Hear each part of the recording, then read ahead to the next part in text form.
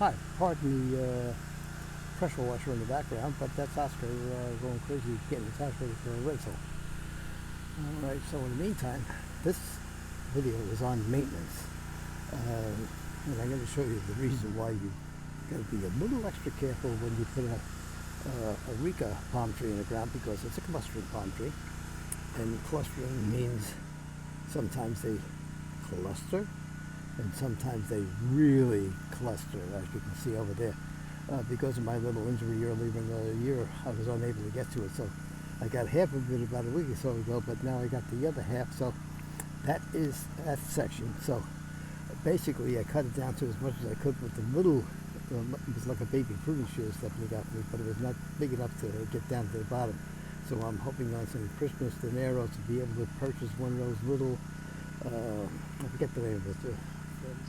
It's not really one of those real landscaping saws, because it really doesn't apply in the situation, because I like to cut the base of the roots. And let me just show you what I'm trying to cut.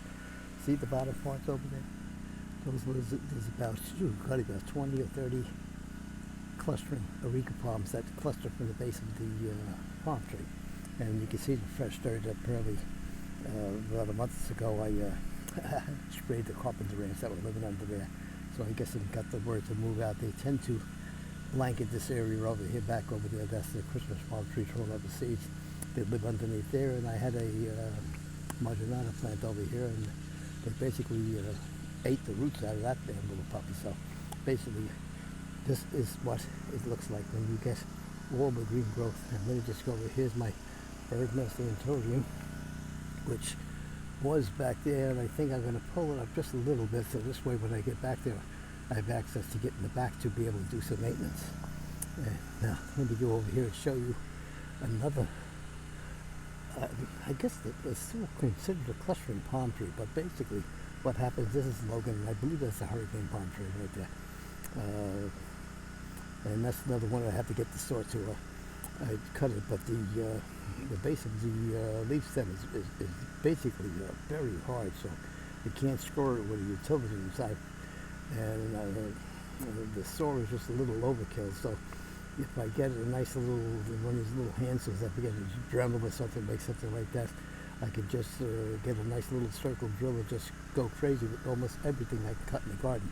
And as you can see, up in the top is my neighbor's, I forget what they call them, but they grow like weeds and they just expand out. So I've been cutting the bottom piece with the little saw, but I need the Dremel saw in order to get those big stems that are sitting out there, so this way I can get some airspace back there. So that's what it is. So this is basically, here's the cluster.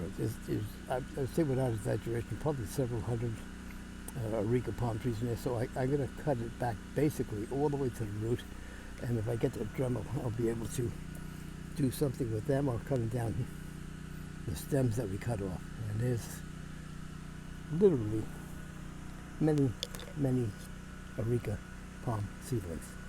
And like I said, this is the lady palm, which is clustering. And what I did was, you couldn't see this, so I cut off the lower stems. As you can see, all the pruning scars on the stems.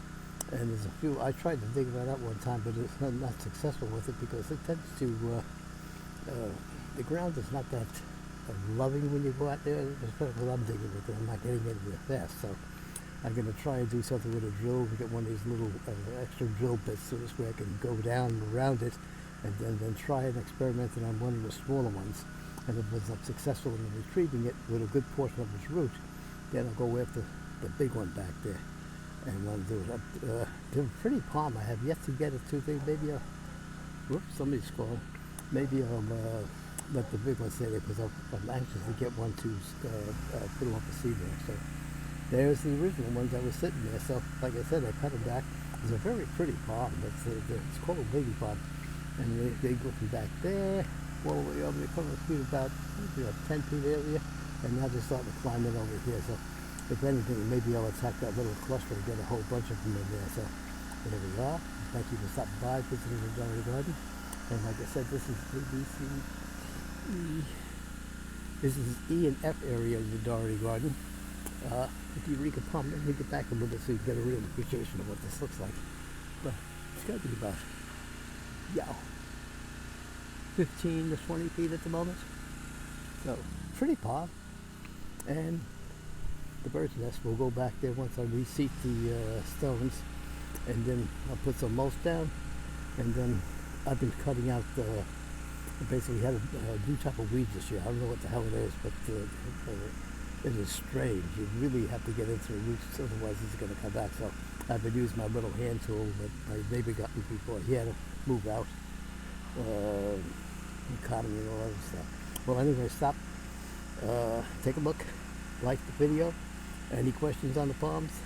I'm liking the fact that I'm getting a few more visitors now than I had before. Maybe the quarantine is setting in, but we have everything that's going on back here, so we'll keep you apprised. If you have any questions, we'll try and answer that here. Thank you for stopping by. Bye-bye.